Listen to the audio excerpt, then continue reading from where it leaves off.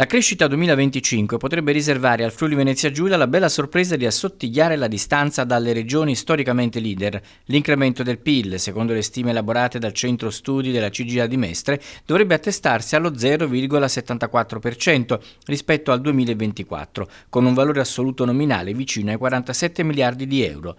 La nostra regione, con questi dati, si collocherebbe al sesto posto di una graduatoria che vede il Veneto davanti a tutti, con un aumento che dovrebbe toccare lo 0,97%. Secondo le ultime stime, nel 2025 il Friuli Venezia Giulia dovrebbe tallonare in materia di crescita economica le regioni leader presenti nel paese.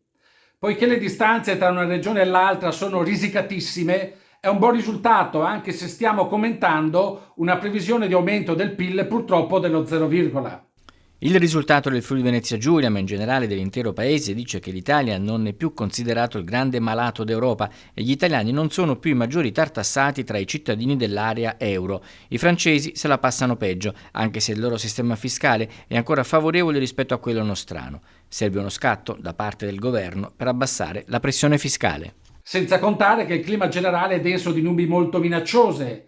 Tra guerre e tensioni geopolitiche, il commercio mondiale nell'ultima parte dell'anno potrebbe subire un ulteriore rallentamento, penalizzando proprio quelle regioni che, come il Friuli Venezia Giulia, hanno una buona vocazione all'export. Ecco perché è necessario che con la prossima manovra finanziaria sia previsto il taglio dell'IRPEF per rilanciare i consumi interni e nuovi incentivi per favorire gli investimenti sia pubblici che privati.